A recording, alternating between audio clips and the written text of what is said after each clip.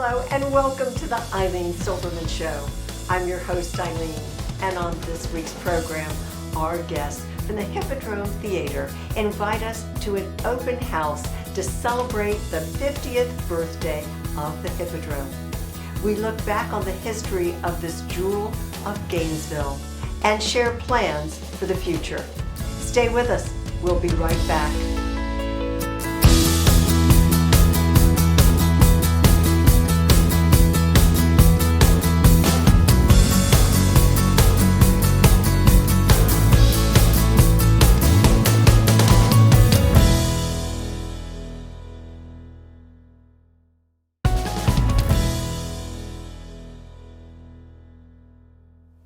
Welcome back. Thanks for joining us for our program. I'm delighted to introduce my guest, Bruce Cornwell, co-founder of the Hippodrome Theater and vice chair of their board of directors. And Bruce, it is a pleasure and just a wonderful opportunity to have you here. With all the shows we've done about the Hippodrome, I've never had you as a guest. Well, thank you, Ilene. I want to tell you, we're so thrilled to be able to have you focus on the Hippodrome for the birthday party that's coming up and all of the events that are happening around it right now. So thank you. This is an honor and a great time. Well, it's special for us, and yes, 50 years of the Hippodrome, a birthday celebration in April. It is quite an event and very special. And you were there, as I said, co-founder at the beginning. There were so take us back. Right. Yes, there were six of us that were cohorts. We were sort of an artistic collective that we were basically cohorts in the university's theater arts program. Right. And we were eager to start a theater company. We had so much energy around it and passion. I mean, I think that was the key, the passion that we had. Yes, you were Florida players at UF. But exactly. I mean, this was just a whole new idea. What year? Roll us back. This would have been, we were starting the whole endeavor in 1972, and then our first main stage production was 1973. Hence the 50-year celebration this year. We're following. Right. Okay. Can you So there was give myself, us the names? And then there was Carrie McKenney, Mary Hausch, Gregory Von Hausch, Orrin Wexberg, and then Marilyn Wall, of course, our dear Marilyn Wall. Yes. And then the following year, Marshall New came and joined us. We were doing a play that required a gorilla costume. Marshall said, "You can have the gorilla costume, but I come with it." And he did. And he stayed. He didn't leave. You know, he just became part of the whole artistic collective that was. Right. So that added another person. Right. I mean, you were starting to grow, even though I know you had no money. Well, it was starting on a shoestring, literally. Right. Literally. Right. Yes. Right. We searched around probably for 6 months or 8 months for a facility, for a building that we could use as the theater. And it was so funny because we would search all over town, and then we would all meet downtown, and we would stand on First Avenue, First Street, and we would look up at what is today the Hippodrome, the old federal courthouse and post office. Someday, you're going to be someday that building is going to be the Hippodrome. I don't know that we really believed it, but we were so eager to. Now it is an icon of downtown. I mean, you are a center point of this community, and particularly the downtown. But in between, there was the first and the second location. That's right. We were right. in That's we about were in a when I warehouse started. for a while also. Yeah, I tended the second location, the warehouse. The first one had been a whole variety of things, a convenience store, a liquor store, a hardware store. And then the second location had been a warehouse out on the north end of town, across from what is today Home Depot. And boy, that was quite a facility. We had a wonderful time creating the sets and producing things there. However, if it rained, it was one of those old metal warehouses. Oh, I remember. We'd have to stop the show until the rain stopped. Yes, you definitely had a rain check, because I was at one of those performances. Right. You had to stop and come back another time. Exactly. And that I never forgot that. Yeah. And no one has ever forgotten Richard and Karen Gorenberg, Dr. Richard Gorenberg. Yes. This friends and pillars of this community. He was my physician also, but I don't know if the Hippodrome could have succeeded in the same way I don't think without the we ever would have. Gorenbergs. I mean, they were They just were- there at the right time. And it was magic. I mean, it was Yeah. just magic that they came to one of the shows and were so moved by the experience. And Marilyn had a connection with them, and so they expressed interest in joining the board of directors. Right. They were our first board members. They've been steadfast Ever since. all 50 years. I think, yes, yeah. Dr. In fact, Richard Dr. Orenberg Brown. was named board president emeritus last year Very in proud honor for of his him. service. Yes. I mean, every time you went into his office, besides that you were there for, professional visit, we talked theater. First New York, and then you go straight to the Hippodrome, which is something we all love right now. We And love Bruce, we're going to take a quick break, but we have lots more to talk about. All right. Stay with us. We'll be right back.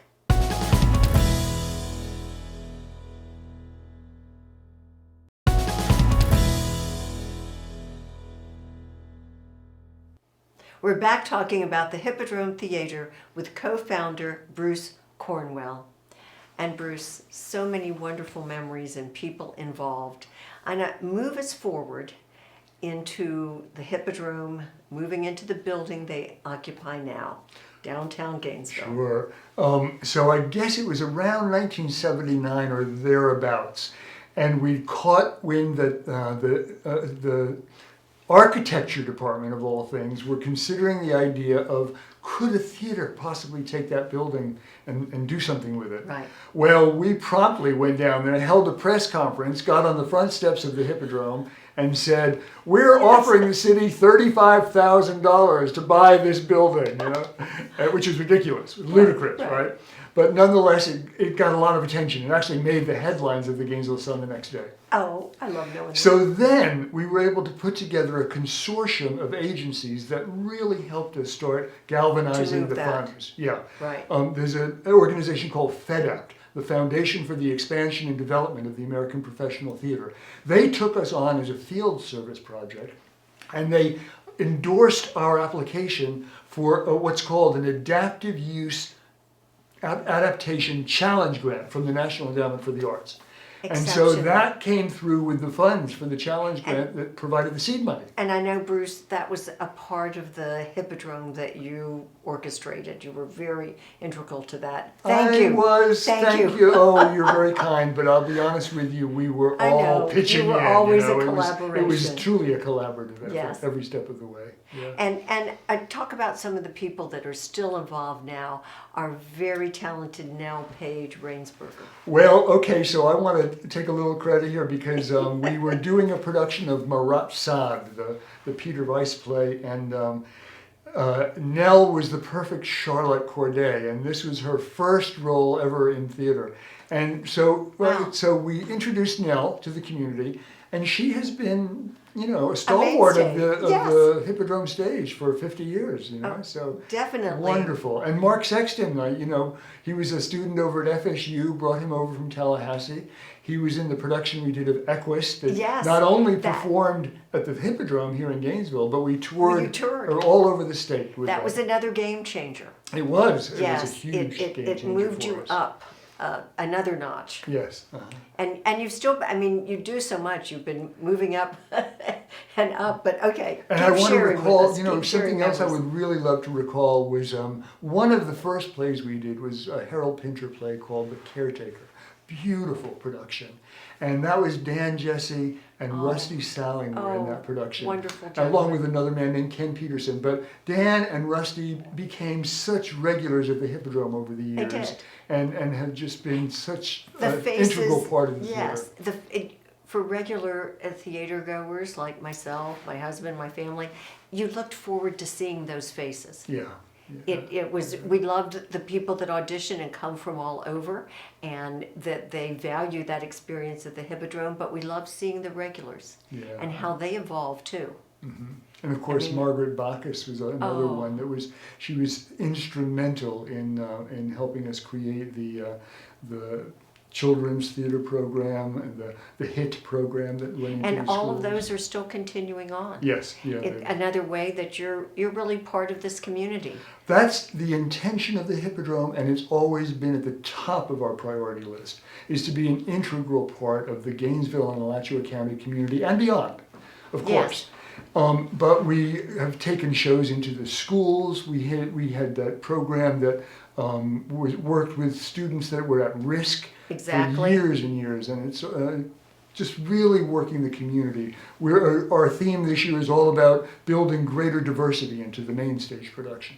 And when people sit in the audience, a change comes over you. You learn from the experience of being at the Hippodrome. It opens dialogue. It gets your mind to think and perceive and grow, and it enriches you. Yeah, I mean, And there's that's nothing it like goes the back to your early immediacy. goals. Right, Yeah. the immediacy of live theater is just, there's nothing like it. Right. It's my favorite. It's an experience that And the can't be Hippodrome is an duplicated. intimate enough theater that you're right there in the action. You know, it's not about leaning back in the Barca Lounge and watching Netflix, but rather being there. You're there. Leaning forward and really being part of the action of the Oh, theater. I value it so, so much. Yeah. Thank you, Bruce, for sharing so many memories and for your work continuing on the board of directors with the Hippodrome as we move forward, celebrating 50 years, but looking ahead. We are in a process right now that is really beginning to unearth the next 5 years and create an infrastructure that will be able to take us through the next 5 years into building the theater. That is exceptional. We all look forward to being a part of it. Thank you again. Thank you. And stay with us. We'll be right back.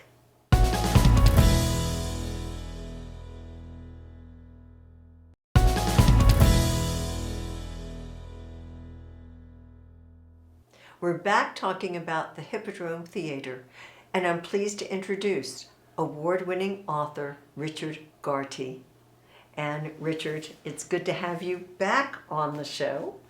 Well, thank you for having me back, and I'm particularly pleased to talk about something that's so dear to my heart as the Hippodrome Theater. It's been a real passion project for me to work on this. You've been here with Writers Alliance of Gainesville, of which you're an integral part, and that's when you first mentioned to me, I have this book in the works about the Hippodrome Theater, first 50 years, and it's happening. You've made it happen. And you gave me the opportunity to take a little sneak peek, and it's enthralling.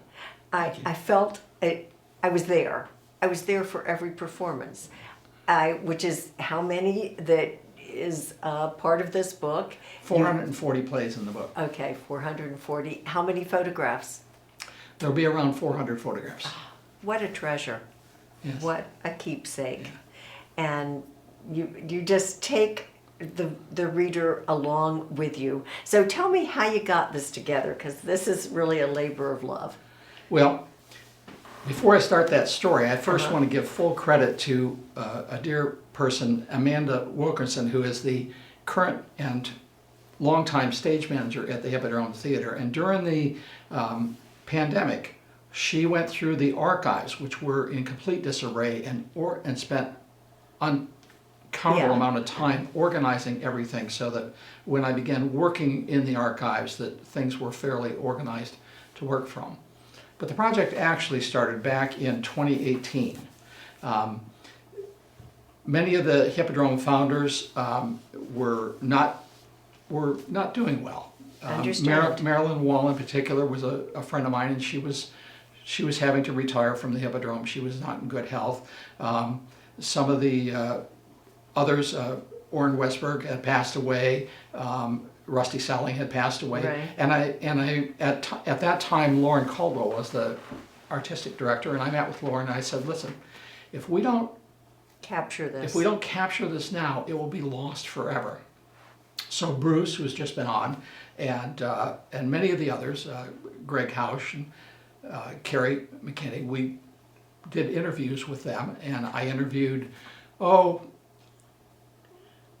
probably 36 of the key actors, directors, Right. and people who had been at the Hippodrome, and began putting that material together. I also got the cooperation of the Gainesville Sun, which gave me permission to use all of their reviews and stuff in their archives. And yes, thank you, Arlene Greer, who cite a number of her reviews. She was a special friend. Yeah. Such a talent also. Yeah, and a great resource when I was working on the book. You know, Surely. a lot of the old material from the earlier years is just lost forever. It just doesn't exist. I tried and tried. I went to everybody that I knew. I looked every place that there was, and there's just some things that are not there at all. And sometimes I depended upon Arlene's reviews to get the cast list for a particular play. She would like name who the people were in the play, and I would go, okay, well, we don't have the playbill, but we do have her list, and she's got like most of the cast in it. So just getting the cast of every play was maybe a good contribution. There were several contributions that came out of this besides what the book will be, is also the fact that we digitized the archives. So we've so far digitized about 14,000 pieces of clippings, photographs, slides. Now they're preserved. News articles preserved digitally. Right. And they're accessible. Well, they're not publicly accessible, but they're preserved. Yes. They're preserved in the Hippodrome archives, and so that was one phase of it. Right. The other was just the information that I gleaned from doing the interviews themselves. Many anecdotes and stories are in the book, and they come from Dan Jesse and Bruce Cornwell and Greg Hausch. Just they all had these memories and stories, and I had the good fortune to interview Marilyn twice before she passed on. Oh. And I connected with Marshall New, who has a ton of stories about his time at the Hippodrome, so I connected with him over Zoom. But the pandemic really got in the way. I just started doing the interviews with people, and then everything shut down. I had just started into the research project when the Hippodrome locked the entire building. Right. Nobody could get in. I couldn't get to the archives. I couldn't go through the material. So it really wasn't kind of until a dead end at that moment. Right. It really ground it to a halt. So it's been a real overcoming those hurdles. It's been a real challenge to get it out and get it to this point that it's at now. Well, congratulations. You have done it. We're looking forward to the time when we can pick it up and read the Hippodrome Theater first 50 years cover to cover. Thank you, Richard, for everything. We all appreciate you. All right. Stay with us. We'll be right back.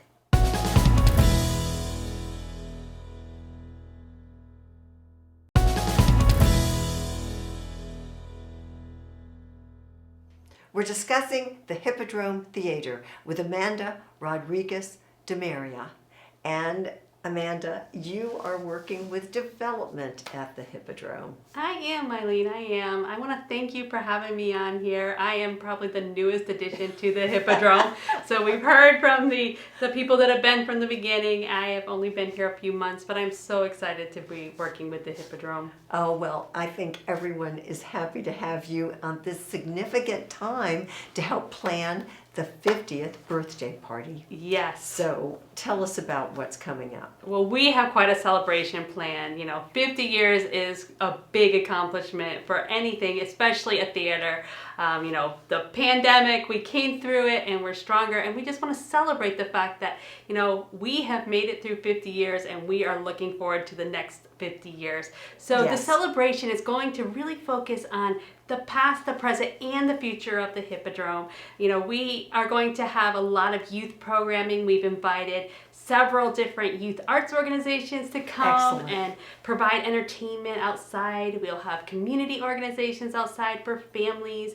And inside the Hippodrome, we'll have lots of different photos of the Hippodrome. We have the original blueprints of the Hippodrome for all you history buffs out there. And then people will be able to see an actual rehearsal led by artistic director Stephanie Lingy on the main stage. Oh, this is such great opportunity. I mean, It for is. those who have loved the Hipp for 50 years and are part of keeping Gainesville hip, as we say, and we're all gonna love it and cherish yes. it. But this is the time for new people Yes. to get to know the Hippodrome. Absolutely. And realize how important the Hippodrome Theater is also to the whole economy of our community and the downtown. Absolutely. We really want new people to come in that maybe they've been intimidated by theater. They haven't quite seen. It's a big building and they're not quite know what to get And what into. about that And elevator? That's right. That beautiful elevator that's a little bit scary. You just hope you're in with somebody who knows how to run it, Right. So people be able to go up and down on that during the day. But yeah, we want to just make it accessible to everybody. Show that, it's not intimidating. Come see a play. Come to the cinema. We have something for everybody at the Hippodrome. You do. And we do. And just invite them to come in. Yes, you have so many initiatives too, like the Leading Ladies. I'm Yes. proud to be a part of that, and led by our Nell Page. Yes. And that's an opportunity for women to join through their contribution. And now we are the Giving Circle, Yes. and we've given away our first grants. We're very proud of being a part of the Hippodrome that way, and we get some great Yes. opportunities, even that little Leading Lady cocktail, Absolutely. and lots of special times to be together at the Hip. So Absolutely. it's a great invitation for someone to join and do more. Yes, absolutely. And we met through the That's right. Leading That's Ladies. how That's how we Amanda. met. And it is. You had mentioned the grants. This is an opportunity for people that have been patrons of the Hippodrome for years to actually give money and see where that money goes to the Hippodrome. To purchase things and do programming that otherwise wouldn't happen. It's a chance to really get involved in Right. that and feel it. And yes, you have access to things that, other people that just come to the plays don't have. You get to come in behind the scenes and see how it's all put together. And we're giving a sneak peek of that at the birthday party. I know, that's what's so But fun. if ladies would like to know more and really see the inner workings of the Hippodrome, we really invite them to join the Leading Ladies. Yes, well said, exactly. And I want to think about it again. Saturday, April 15th. It is from 1 to 5 p.m. Community is invited. Lots of activities on Yes. the website. Should we RSVP? Yes, you should. It's not required, but everyone that RSVPs on the website will receive a special commemorative sticker from the Hippodrome.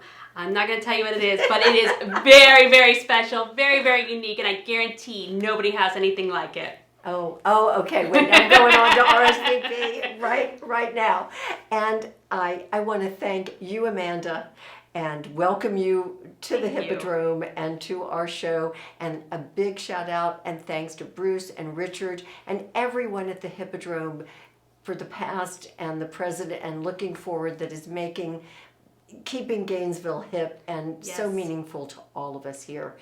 Thank you very much. Thank you. And we hope that all our viewers will attend and support the Hippodrome Theater. I'm so glad that you tuned in, and I hope you'll join us next time. Take care.